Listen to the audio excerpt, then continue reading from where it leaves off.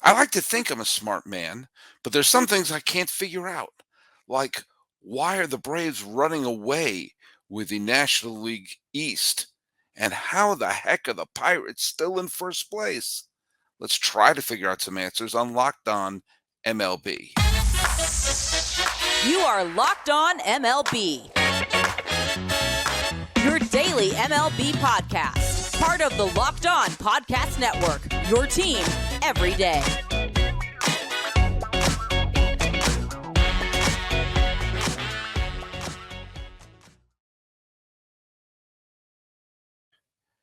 Hello, baseball fans, and welcome to Locked On MLB, part of the Locked On Podcast Network, where it's your team every day. This is the daily podcast. We talk about all of Major League Baseball. I am your host, Paul Francis Sullivan. There's my lower third. You can call me Sully. I am an Emmy-nominated television producer who has been a baseball podcaster for over a decade now. It's my fifth season here at the Locked On Podcast Network. You can follow us at Locked On MLB Pods on Twitter and on Instagram. You can follow me on Twitter at Sully Baseball Podcast on Instagram. And I have this request. If you jump in and out during the week, listen to one episode here, one episode there, that's all fine. That's dandy. Welcome aboard. You get a raft and float down the River Sully with us. But if you are someone who listens 4 or 5 days a week, sometimes we do 6 shows a week. Once in a while, we'll do 7. Here's what I'd like you to do. Just let us know where you are and put on the hashtag Everyday Sully right there. You see it? Everyday Sully. Can't do Everyday MLB because apparently that's already used as some sort of a hashtag. So Everyday Sully is not. So let me know where you are. Tell me where you are on the planet. Tell me where you are in terms of your baseball fandom, and let me know how long you've been listening to the show. And if anyone was a fan of my old show, which was Sully Baseball Daily, and you've been with me ever since then, let me know then too. So this is just want to know where everyone's from, getting some ideas. And by the way, also, if there's anything you want me to cover on this show, any questions, any comments, any complaints, any takes you want to have, any opinions you're wondering my take on this, let me know. I got to do 5 of these a week. And sometimes I like to, find out what you all want to know. What I'm going to be doing is for the next couple of days, at least, I'm going to be trying to focus on a couple of games. Instead of doing the whole league every day, I'm going to focus on a couple of the games that got my attention and also, for the lack of a better term, makes me think about the overall state of the game right now. Now, a game took place today in New York, and it's worth bringing up for one reason. Um, the Yankees have been a 500 team for about 100 games. If you go back to the 2022 season, they've been the definition of mediocrity. And they've been not, this season's been kind of uninspired. But you got to think with Aaron Judge coming back and the fact that they're playing the A's for a little bit, you got to think that this team is going to go on a decent win streak. You got to think that this team is going to put something together. Now, they lost 2 out of 3 to Tampa Bay over the weekend, but they didn't get clobbered, and they were basically putting a minor league lineup on. Yeah. This is not about, um, you know, moral victories. But if Boone didn't wet the bed and yanked Garrett Cole when he should have, the Yankees could have won that series. And then they come to Oakland. And it's funny, Oakland will be scrappy until the fifth. If these games were 5 inning games, boy, these A's would be something else. And this was a game that everything was pointed for an A's upset of the Yankees. They got off to an early lead. Clark Schmidt, who has been the least effective starting pitcher on the A's, was on the team. And oh yeah, did you know that Jordan Diaz hit 3 home runs? 3. A's slugger Jordan Diaz went deep 3 times, and the A's lost. The Yankees won. The A's are losing games where they have a hitter hit 3 home runs in 1 game. I mean, is that even possible? The Schmidt didn't pitch particularly well for the Yankees, but this is one reason why if you're a Yankee fan, and I'm not, but I know there are plenty of Yankee fans out there. Guy hits 3 home runs. The A's score 5. That's the other thing that blows my mind. You score 5 runs, and 3 of them were when Diaz touched home plate on one of his home runs. Um, hey, get on base. What happened to the A's getting on base? But also the Yankees, they scored 10. They scored 10, and that has been again, yes, it's the A's, but they have to win these games too. And the Yankees got Torres is starting to hit the ball well, and he got a big home run the other day. Rizzo has been the most effective player on the Yankees. Judge didn't have a great game, but he got on base and he drove in a pair of runs and did the job in the number 2 hole. And Bowers, who's been a little bit up and down this year, wound up hitting a home run. And Kiner Falefa they're just putting him everywhere. Play the outfield, play third, play the infield. And he got a double today. Schmidt got the win. He didn't pitch particularly well. They didn't get good performance out of the bullpen. But here's the deal. And if you're a Yankee fan, what you should sort of take heart on.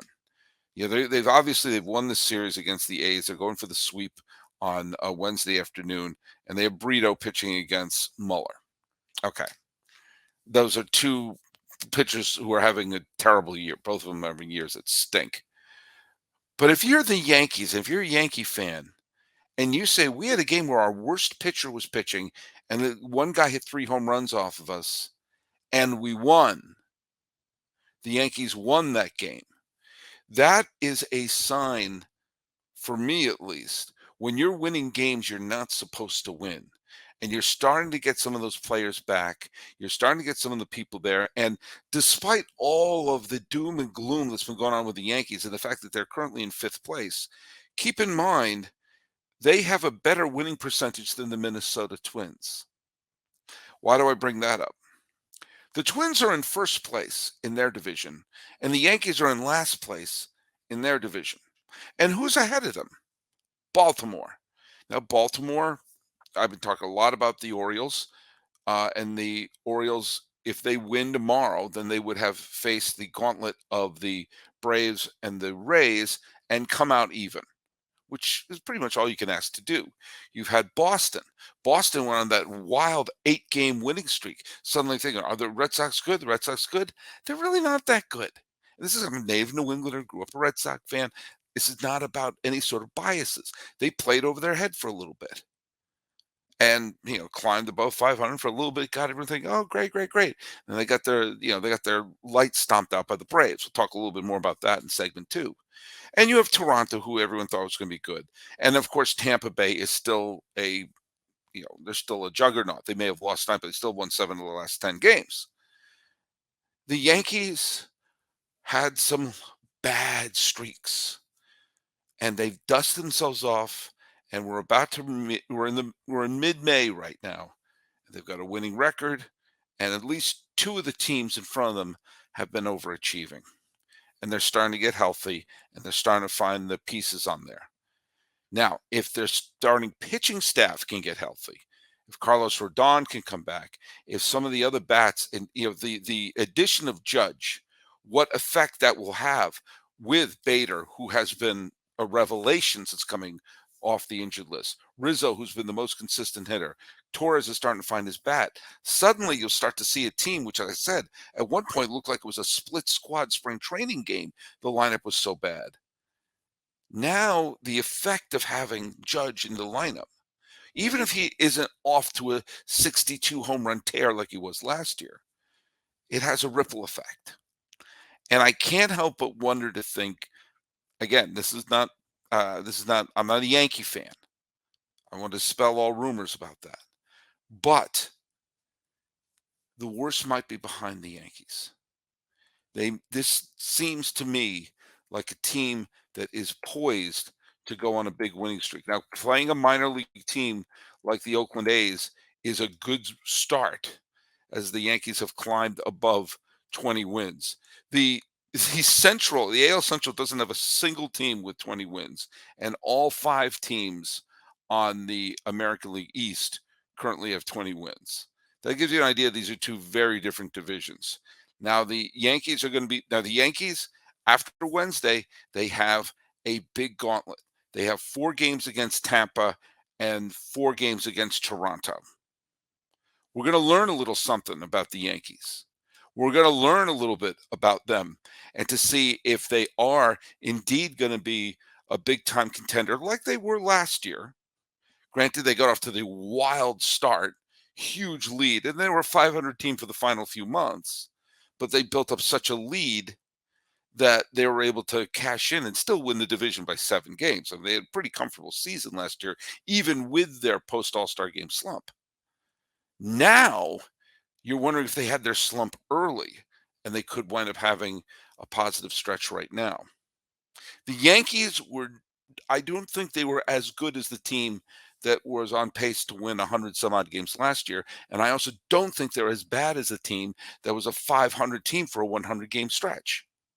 I think they're somewhere in the middle. I think they're a low 90 win team. And we're going to start to see that.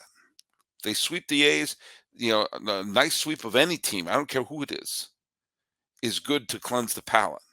And then off they go. Actually, no, Tampa Bay's coming in. So off they stay and they stay. And the juggernaut that are the Tampa Bay Rays are coming in. And this time, Judge is on the squad. So we're going to find out.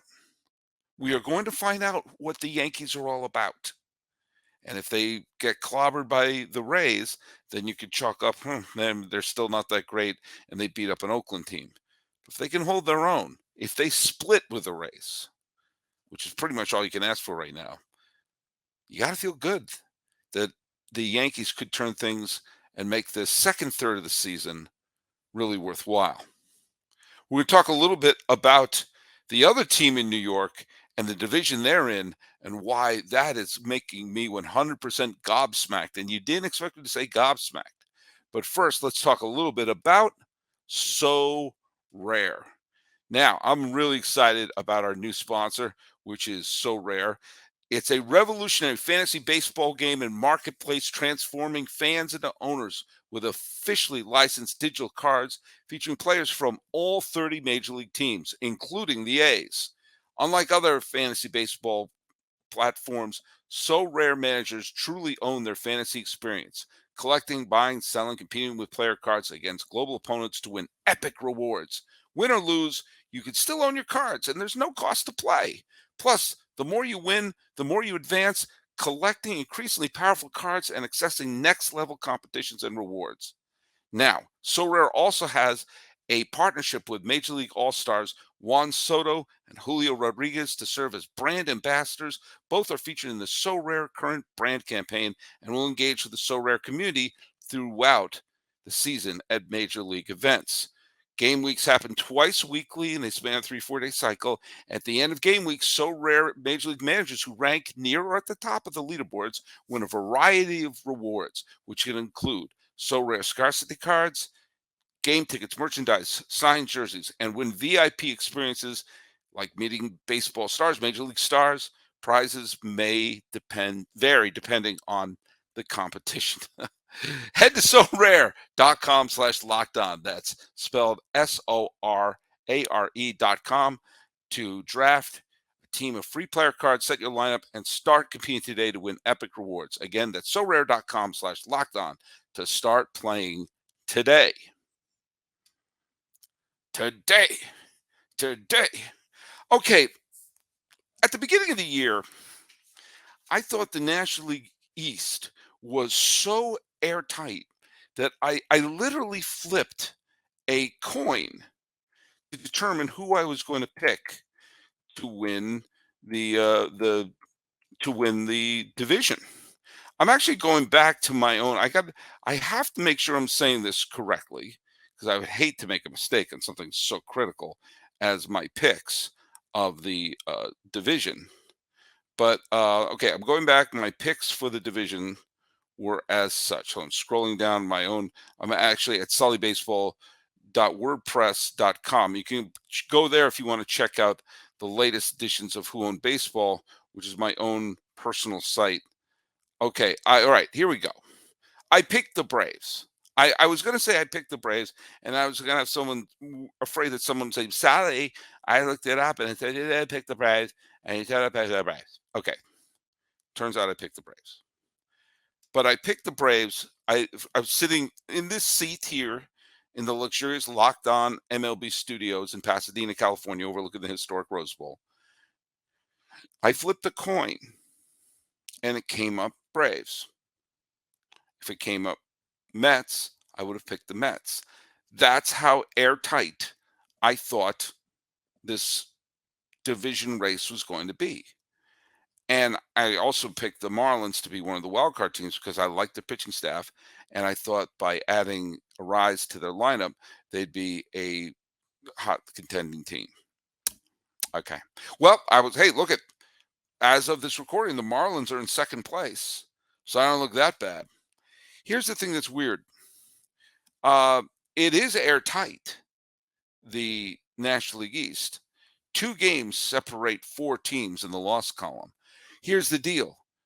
One of those 4 teams are the Washington Nationals, who everybody in the world thought was going to be terrible. Sadly, I didn't prove it. Right now, all the teams except the Atlanta Braves are sub 500. Again, it's early, but we're about to enter mid-May.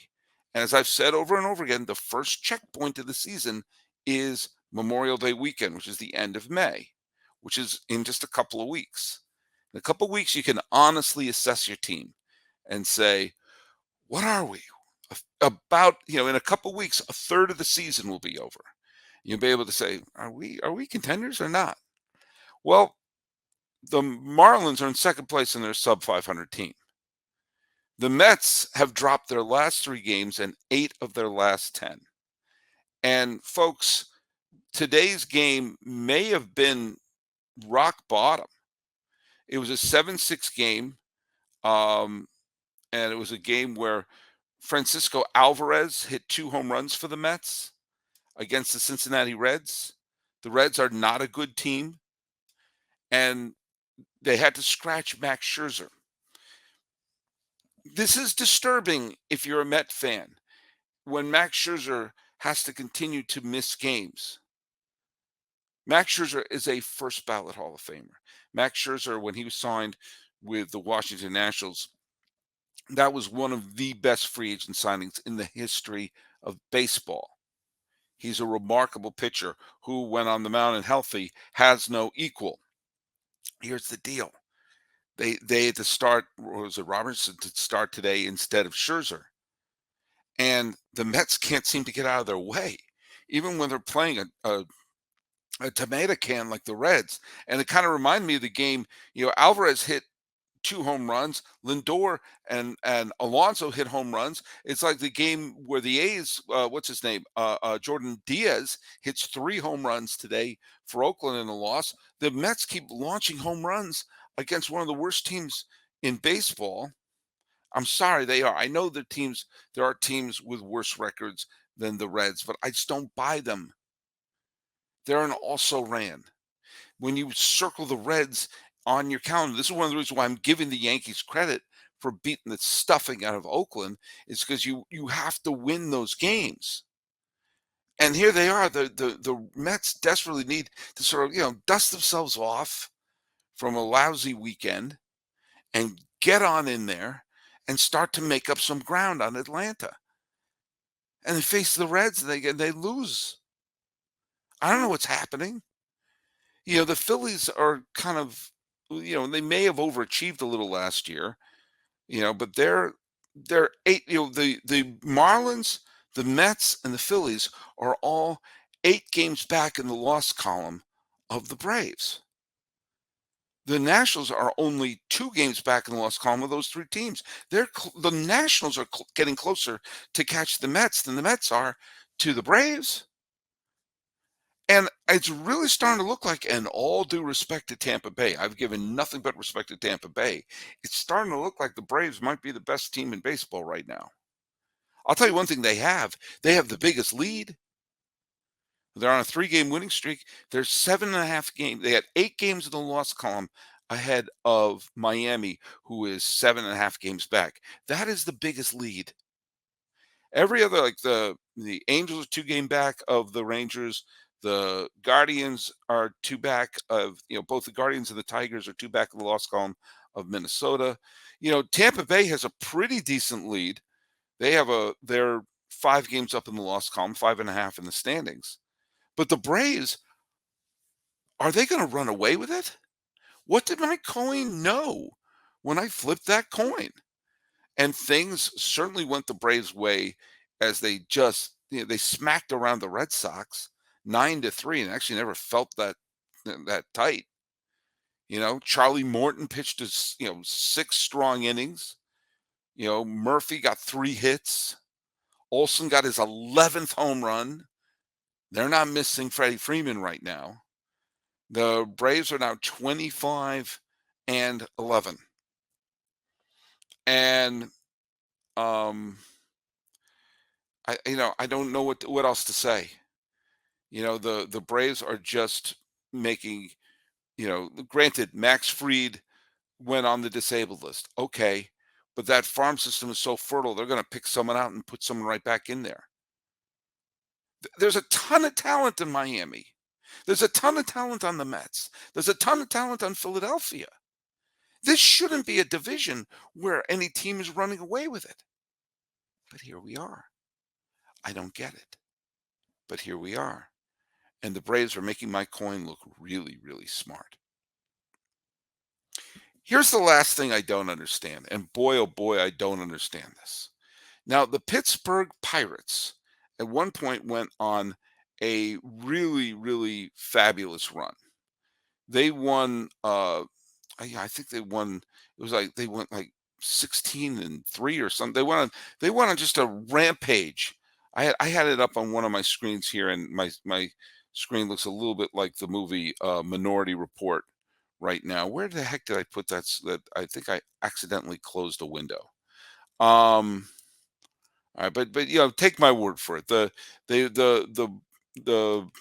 Pittsburgh Pirates went on an absolute roll. They went on an absolute tear, and then since that roll ended, they've won 1 game. They've gone 1-8 in their last 9 games. That's a free fall. And this was a team that was supposed to be, that they're a surprise contender. And when you go on a streak like that, where everything's falling apart, you got to basically say goodbye to that lead. And here's the deal. Every single day on that 1-8 streak, of which they're still in the middle of, they've chopped a number off their magic number. They haven't fallen out of first. And part of the reason is Milwaukee is also in a free fall. Granted, they wound up playing the Dodgers, and the Dodgers are, lest we forget, a really good team. But the Pirates were playing the Colorado Rockies. There were many people, including me, who thought the Colorado Rockies were going to be not a bad team, but the single worst team in baseball. And like the Mets seeing the Reds on the schedule going, okay, we're going to pick up some wins here. The Pirates, who are trying to they're clinging like a koala to the slim lead, which right now they're tied in the loss column with Milwaukee.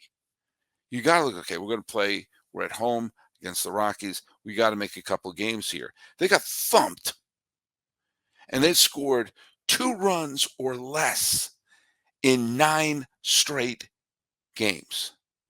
2 runs or less in 9 straight games. And I got to give credit where credit is due. Rum Bunter, which is a Pirates Twitter handle, at Rum Bunter, they're the ones who posted that and said that there's 2 runs in the last 9 games, which is something that hasn't been done from the Pirates since 1988. 1988. Reagan was president the last time they went on a streak like this. And yet here we are because the Milwaukee Brewers got beaten by the Dodgers. By the way, the Dodgers have righted their ship. They've won 8 of their last 10 games, and they took they're back to being a winning baseball team. I think everyone could be okay with the Dodgers right now. But the Pirates, it makes no sense that they're still in first place. So for some of those teams right now, the Pirates are going to be playing an early game, 9:30 here on the West Coast. If you're on the East Coast, at 12:35. Hill, solid veteran, against Sensatelli, who's a good pitcher for the Rocks, who's actually off to an okay year. It's time for the Pirates to start winning if they want to hold on to this tenuous lead. So we got some day games coming on. Those same Yankees are playing a day game against the A's. If they can sweep that and get themselves all geared up for Tampa Bay, that'll be interesting. The Pirates have to win this. Absolutely have to win this. Otherwise, they're going to be going into they'll have a day off before going into their weekends. Who the heck is their weekend series? I just had it up here. The Pirates weekend series is against the Baltimore Orioles. So that's going to be a nice 1979 World Series rematch there. Still a lot of bad blood there. But you're going to have to see. The Brewers are going to be playing a day game against the Los Angeles Dodgers, and Clayton Kershaw's on the mound. Unless you haven't noticed, Kershaw's off to a hell of a start. And so the Brewers, if they want to leapfrog the Pirates, they're going to have to do well. But the Pirates have to beat the Rockies. You'd think that would be possible, but here we are. And then the Braves are going to be playing the Red Sox, and Bello is pitching for the Red Sox. And for the Braves, because of the Max Fried injury, they are pitching TBD. And right now, I'd go with TBD. That's to be determined for those of you who don't know. So, I don't get it. I don't get why a division that is so jam-packed with talent like the National League East is looking like a runaway for the Braves. I don't know what the Pirates are doing to keep in first place despite being in a free fall, but I do know adding Aaron Judge to a lineup just gives the aura of the lineup being a little bit better, which might be what this team needs as they go face their chief rivals once the series is done with Oakland. So anyway, we got a full slate of games coming up. Nick Morawski of Locked On White Sox is going to be a guest on an upcoming show, and we're going to be covering all sorts of things, including any requests you have, especially if you are one of the everyday Sullies. So thanks so much for listening. Thanks for making us your first listeners. We're available on all your podcasting platforms, and be sure to subscribe to our YouTube channel or check out some of the other great shows on the Locked On Podcast Network, where it is your team every day. Pondering the mysteries of mid-May. This has been Locked On MLB for the 10th day of May, 2023. I'm your host, Paul Francis Sullivan. Please call me Sully.